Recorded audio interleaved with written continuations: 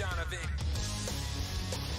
All right, welcome into it, everyone. It's the Donovan Live postgame show on this Monday evening. Now, you might be looking at the screen right now and saying, boy, what's different? Something's different. Something looked a little different in the open.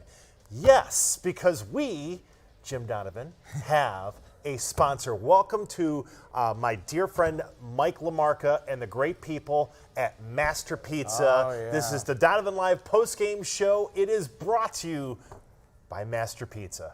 There is no pizza like Master There's Pizza. no Master Pizza like Master Pizza. Hey, you can Mike, feel free to make that your signature line. Now, Mike, here's his signature line. Now, you can download the Master Pizza app today. Start earning pizza points, because why wouldn't you want the pizza points? Master Pizza, taste above all. Oh, okay, that's better than mine. Yeah, taste above all. Taste Master above Pizza. all. There you go. I liked yours. That wasn't bad. We'll get Mike in here. You know where I got that from? Dutch Master Cigars. Oh, there you go. There is no master like Dutch Master. It used to be just before the NFL games would come on CBS. So like what, mid '60s, early '60s? Yeah, thank you. Yeah, Yeah, sorry. thank you, Yeah, back when you could do smoking. Right. ads. I used to in Boston. We used to always get the New York Giant games on Sundays, Right. and so I would love to watch the Giants play at Yankee Stadium. And they would always say, "There is no master like Dutch Master." And what is this one? Master Pizza. Taste above all. There you Yeah, go. so thanks to Mike and everybody at Master Pizza for coming aboard. And day one of our sponsorship comes, Jimmy, here is, we'll get to the Browns in a second, but you right at the top of the show at the 6, you talked about it, and you also talked about it with the guys on 3-on-3. Trevor Bauer and what to do after the baseball throwing incident that took place in Kansas City yesterday. It's not the reason why you would want to trade the guy. And obviously in the next 48 hours or so, we're going to hear about trade rumors and things like that as we get to the deadline. But your point was you don't trade anybody, or at least not a guy like Bauer, because of something like this. And you need to really be careful, if you're the Indians, as to how you react to it. Right. If you're going to trade him and you've made your mind up, you're going to trade him, then the reason you're trading him is someone's going to give you great compensation for him. Now, whatever that is, power hitting outfielder, but I would think that the compensation package would have to include players, or at least a player that's going to help you the rest of the way this year, right now, okay? He's that good, because you can win the World Series with Trevor Bauer. But unfortunately, as we know, the World Series could go sideways also with Trevor Bauer. Yes. He's the little girl with the curl.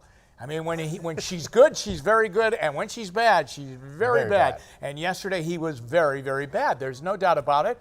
It was embarrassing. His teammates were embarrassed by it. His manager was furious, and I'm sure that will be handled. But that's not the reason you trade him. Because the only way you trade him, I mean, you just can't make a decision like that, okay? And I think that they have lived with him so long that I think for the most part they understand him. I think they do. It takes some understanding, but I mean. And it's almost like if you haven't traded him, we all winter long we heard that the Indians were looking at either trading him or trading Kluber, trading Bauer, trading Kluber. Yeah, exactly. I feel like if they haven't done it by now, I can't imagine they're going to do it in the next 36 hours or whatever. Yeah, well, I will say this. I take a look at the New York Yankees, who in the last week have had awful pitching. Now, the Yankees can hit with any team, and probably better than any other team in Major League Baseball. I mean, they have that kind of an offense when they're all together, okay? When Judge is playing and when Gregorius is back and all the guys that they have. But, I mean, they went to Minnesota and they were terrible pitching, okay? Yes. They went to Boston and they were even worse, okay? They were worse. The Yankees need pitching. They really do. Desperately. Now, if they haven't, I would think, because they're the Yankees and because they're expected to win, and I know the Dodgers are great and I know the Astros are great, but in New York they only have eyes for the Yankees, and the Yankees are expected to win the World Series, okay, in New York and around Major League Baseball to be very, very competitive. They need to improve in pitching. That staff's not going to win the World Series for them. No. And so they need to realize that. Sabathia is hurt now, but he's been laboring. Tanaka, he can give you a good start, but he can give you 3 bad starts. Paxton hasn't been getting it done. I mean, they need Trevor Bauer. Right. Now, do they have enough to convince the Indians to get rid of him? It's said that the Astros like Trevor Bauer. Could Trevor Bauer leave town this week an Astro? as the Astros back there. That's right. I don't know, Dino, but I don't think you make the trade because he threw the ball over the fence in center field. That's my point. You expect a fine. So maybe, Yeah. maybe I don't even know if the team would suspend him. Anything that we may not hear much of it publicly, but some form of a team punishment. I would think tomorrow we probably hear something, in some regard. I think they need to address it. Yeah. It's such a, I mean, it's everywhere. Yeah. I mean, I mean, you're on obviously digital, and you can tell social media has gone crazy with it, right? Yeah. It's probably the most viewed as far as a video piece in the last 24 hours. So I think I don't know if it's anything they can just say, well, we took care of it internally. I think they might have to come out and say what happened there. Now, there could be a Major League Baseball fine. Right. I mean, there could be an Indians fine or there could be a Major League Baseball fine. I don't know about a suspension. Yeah. But not a trade because of that. No. A trade if you feel, hey, listen, we have enough without him, but what we're going to get in return is going to help us this year and in the future. And we're thinking ahead, and look, we're not going to pay the guy an arbitration one more year. Yeah, and that's the other problem. That's the big problem, right? Yeah, it's a lot of it. Thomas Lawrence says the Indians would be stupid to trade Bauer to the Yankees. I mean, I get it. I mean, you're trading him to a contender. It's like trading Kyrie Irving to the Celtics. We didn't understand that either. Again, remember this: you're only going to. I mean, if you trade him, you're only trading him to a contender, right? And so I understand what you're saying. The Yankees are in the American League, but I mean, it's only teams that are in contention right now that could pay that price and would go after him. Can you imagine him with the Yankees, though? I mean, him with the New York, Trevor Bauer and the New York first media. of all, if he threw the ball over center field there, it would be farther than he threw it yesterday because that is a deep center field. Second of all, he'd be a hero probably in New York if he did that. I mean, he'd be, it's the city that never sleeps. That's right. I don't, what we have gone through with him. I mean, when they got him, they knew he was very different. He's uber talented. Yes. I mean, he's the guy that can do. I mean, Terry Francona, God bless him for what he goes through with him. I mean, he's the kind of guy that can go out on the mound in a big game and say, you know what, I only feel like throwing curveballs tonight. Right. And he will do it. Okay, and that's what he does. I mean, he's so out there. And I don't know if it's legit or if he just likes being out there, but say this, he's got a bionic arm, yes, as we saw yesterday. But I mean, the guy throws 120 pitches a game. Right. I mean, there are games when he goes out there and you sit there and you go, man, he could throw a no-hitter. He could throw absolutely. He could throw a no-hitter tonight. There is a time, Dino, where there hasn't been a time where I haven't thought that, where I haven't said, you know what, he could throw a no-hitter tonight. Yeah. I mean, up in Toronto, before this start, he went 6 into the 6th inning, I think, without giving up a hit. Yeah. Before they finally got a hit, maybe the 7th inning. See, I think it's been I'm not making any excuses for what he did. But that game in Toronto, he pitched well. The bullpen gave it up. Yep. He wasn't in the decision, but they lost. But he should have had a win. And then he's been sick all week, okay? And then he went out yesterday, and boom, it just happened. Yeah, gave it up. I mean, and sometimes you'll have outings like that. Let me ask you this, but what is the difference between what he did yesterday and what Aaron Boone did about a week ago when he went crazy and was picked up on a microphone by a television microphone going after the umpire when he kept saying, hey, my guys are boom, boom savages, and you're having a boom, boom bad day? And I got asked that same question. What's the difference between what Bauer did and what like Paul O'Neill used to do, after strikes out or gets thrown out of a game, take a bat to the water cooler in the dugout. The only thing that's a difference to me is that, when you throw a baseball into the stands, and I realized there was nothing. Albert Bell did it. Right. I mean, in that part of Kansas City, you're going to hit water or you're going to hit grass. I understand that, but other ballparks aren't like that. Other ballparks, you have fans in center field, and if you're not accurate, and Trevor wasn't accurate in the 5th inning with hitting the strike zone, that I think is the theory as to why you would pay a lot more attention to that as opposed to a tirade by a manager or a dugout demonstration.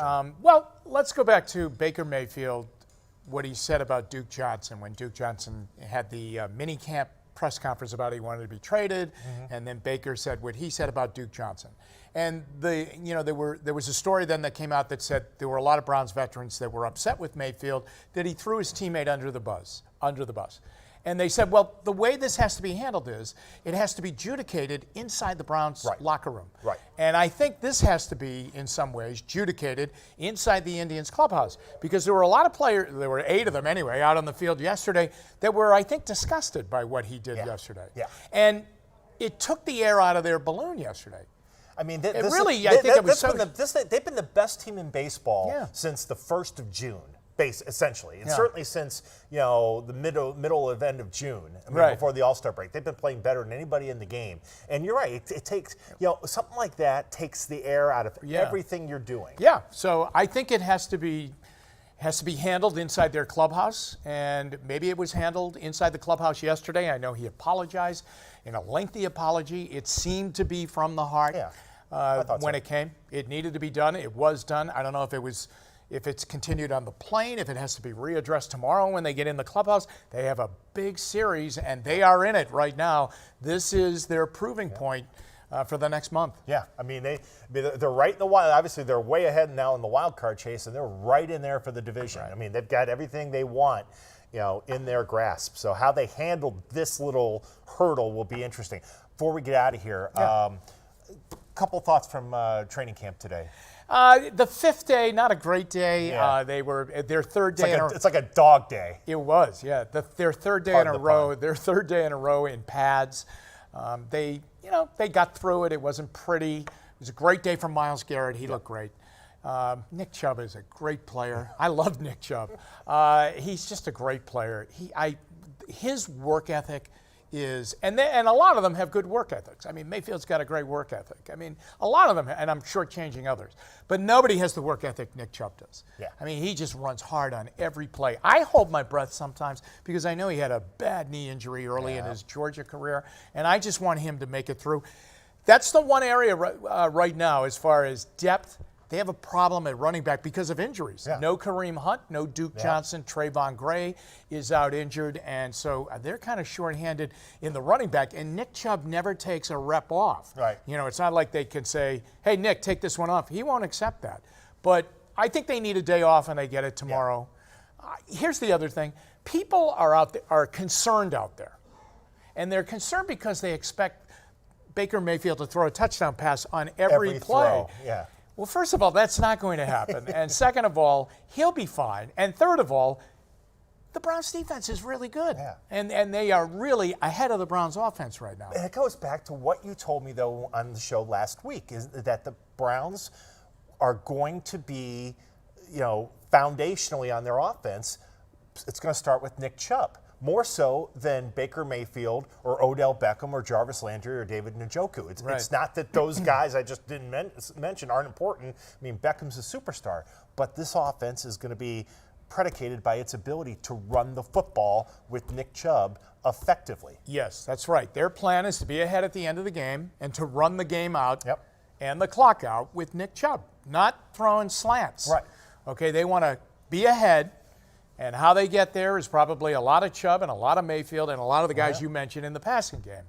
But they want to be in a position to control the game, and at the end of the game, Nick Chubb takes us to the finish line. Yep. Sounds like a plan to me. Yeah. I mean, you talk about GPS for success, as you talked about last week. Right. That's a pretty good GPS to me. I remember when Butch Davis when Butch was here, and we used to do that awful coaching show on Monday. One of these days, I have 100 questions about the point. Was that before it was the point after? Was it the Butch Davis show? It was great. Inside the Huddle. With Butch Davis. Yes. And he would come over, and he would always reflect back to his Cowboy days, to the Dallas Cowboys, because he always wore his Cowboy Super Bowl ring to the show. And Butch would always say, heck, all we did was get ahead and just give the ball to Emmett. And that's what they did. That's a good formula. That's the formula. Yeah. Give it to Chubb. Think of it like that. Right. And as you look at the Browns, and you're tantalized by Baker and by Beckham and Landry. Just think about the Cowboys and Emmitt Smith. That worked out pretty well for them. Insert Chubb for Emmett Smith. That's it. All right. That's it. Again, big thanks, as we'll thank them every night, to Master Pizza, our new sponsor here on the Donovan Live postgame show. Download that Master Pizza app and start earning pizza points today. That's Master Pizza, taste above all. For Jim Donovan, I'm Dave DiNatale. Thanks for watching the Donovan Live postgame show presented by Master Pizza right here on WKYC's Facebook Live and YouTube. That's it. All right. Thanks, Tino. Thank you.